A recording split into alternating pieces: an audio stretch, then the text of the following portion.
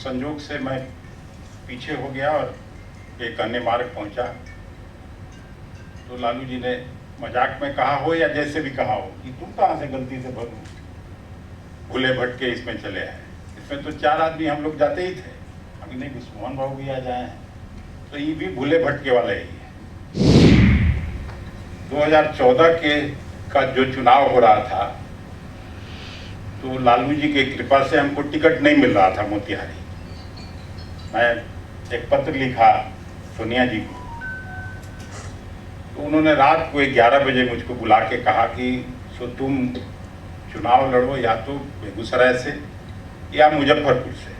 नमस्कार, मैं हूं देवांशु, आप देख रहे हैं न्यूज़ फाउंडेशन। कांग्रेस के राज्यसभा सांसद अखिलेश सिंह जो हैं वो आज एक कार्यक्रम में आए हुए थे। इस दौरान उन्होंने कुछ ऐसी बातें की। उन्होंने बताया कि किनके कहने पर उन्होंने आरजेडी छोड़ी और किनके कहने पर वो जो है वो कांग्रेस ज्वाइन करते हैं। और साथ ही ये भी बताया कि साल 2014 में वो लोकसभा चुनाव लड़ना तो कहीं और से चाहते थे, लेकिन उन्हें लड़ना कहीं से पड़ा और किसके कहने पर ये सब कुछ हुआ। सब कुछ देखिए, एक पुरानी बातों को आज एक कार्यक्रम में अखिलेश सिंह जो है वो याद कर रहे थे और साथ ही बता रहे थे कि विधानसभा में जयंती थी बिहार केसरी श्री कृष्ण की। सिर्फ 4 लोग ही उस कार्यक्रम में आए थे, लालू प्रसाद यादव, राबड़ी देवी और 2 और लोग का भी जिक्र किया। तो कुल मिला कहें कि आज अखिलेश सिंह जो हैं वो पुराने दिनों को याद कर रहे थे और याद करते करते वो बता रहे हैं कि क्यों लालू यादव का साथ उन्होंने छोड़ा था और कांग्रेस ज्वाइन की थी।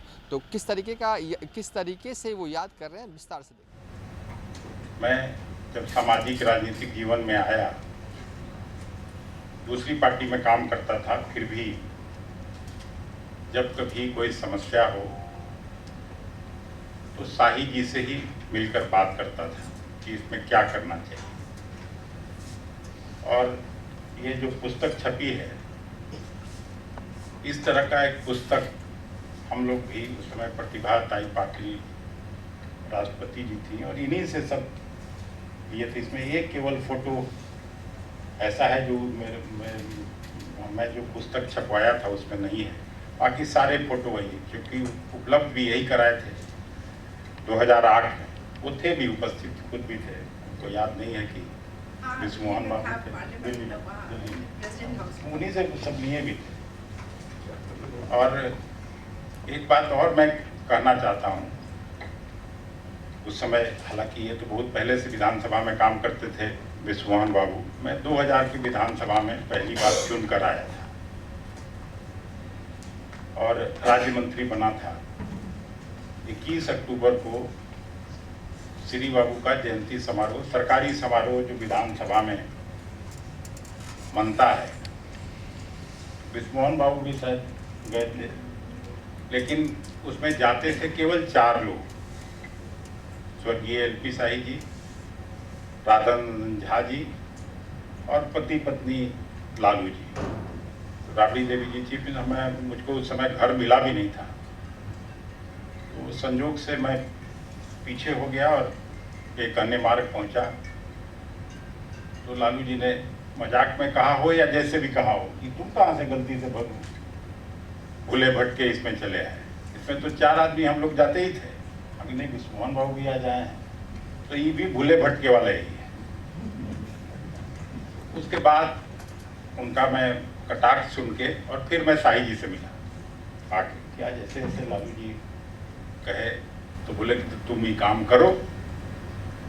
और उस समय से 2000 से लेके लगातार श्री बाबू का जयंती प्रदेश के स्तर पर हम उसका आयोजन करते रहे हैं।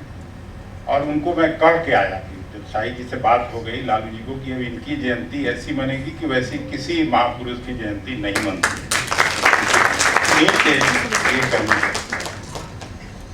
फिर मैं जब छोड़ा राष्ट्रीय जनता दल, फिर मैं उनसे मिला, बोले कि तुम चुपचाप कांग्रेस पार्टी में चले आओ।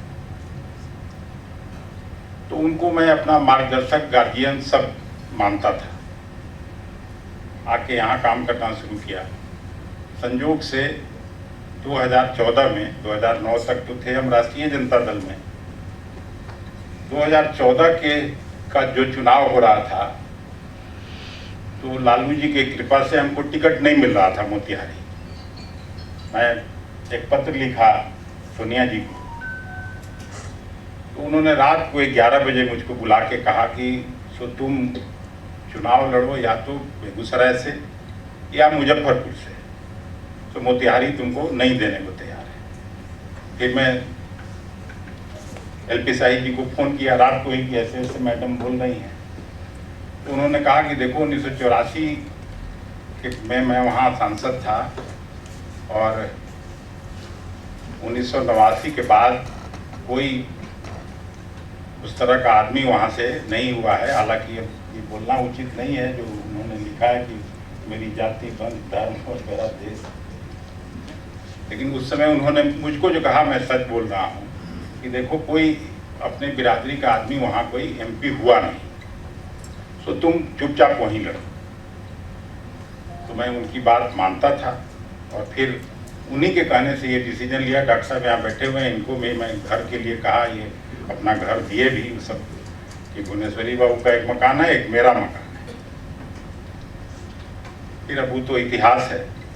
मैं दो बात करना चाहता हूँ उनके व्यक्तित्व के बारे में। उनका कृतित्व तो सब लोग आप लोग जानते हैं, हमसे ज़्यादा जानते हैं कि जितना ज्ञान उनको बिहार का, झारखंड का हर ब्लॉक को वो अच्छी तरह से जानते थे, भूगोल को भी जानते थे और हिस्ट्री भी जानते थे।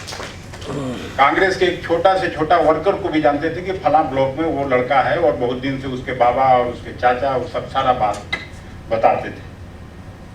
लेकिन उनके आदर्श थे श्री बाबू।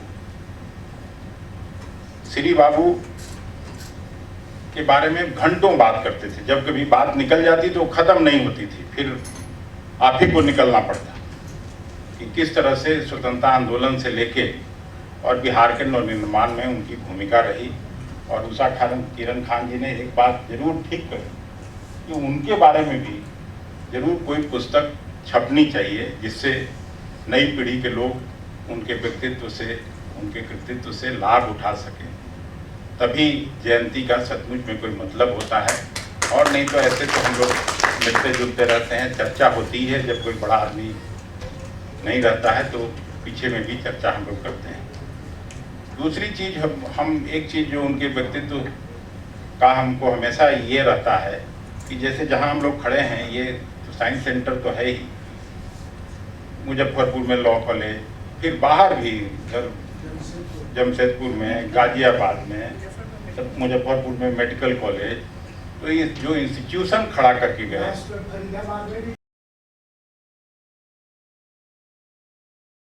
उनके सहयोगी हैं, लेकिन गड़बड़ करते हैं। बाबूद्दीन खान साहब चले गए ना, उनको भी हम कहते हैं ये बात। तो मैं ज़्यादा समय नहीं लेना चाहता क्योंकि विश्वमोहन बाबू हैं, त्रिपुरारी बाबू हैं, नहीं आप लोग ज़्यादा इनको जब तक वो रहे अंतिम समय तक हम उस जयंती के लिए इनको डिप्यूट करते थे कि नहीं, शाही जी को लेके आने की जिम्मेवारी आपकी है। और बहुत खुश होते थे जब देखते थे कि इस तरह का आयोजन श्री बाबू का अभी भी 21 तारीख को करेंगे, 2 साल बीच में छूट गया। तो सबसे ज़्यादा अगर कोई प्रसन्न होता था तो स्वर्गीय एलपी शाही जी प्रसन्न होते थे, और हम लोगों को बच्चे की तरह हमेशा सब चीज़ बताना।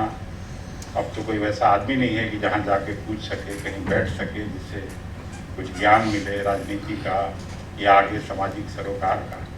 तो हम लोग बहुत मिस करते हैं, और इसीलिए जिस तरह का राजनीतिक उठापटक अभी था दिल्ली में, कांग्रेस के अध्यक्ष का चुनाव चल रहा है, कल होगा, परसों होगा, क्या होगा, लेकिन रानी दीदी का ये हुआ तो हुई नहीं। मैं आऊँगा जरूर, फिर रात को ही मैं लौट जाऊँगा, इसलिए मैं आया और आप सबों से मिलने का अवसर पाकर, अपनी आशाओं को व्यक्त करने का मौका पाकर मैं पुनः धन्यवाद करता हूँ। और विशेष तौर से प्रोफेसर उज्ज्वला शाही जी और इनके सभी सहयोगियों को कि इस तरह का शानदार आयोजन करके स्वर्गीय एलपी शाही जी के व्यक्तित्व और कृतित्व पर चर्चा हुआ, हम लोग जाने, उनको याद किए। सबको बहुत बहुत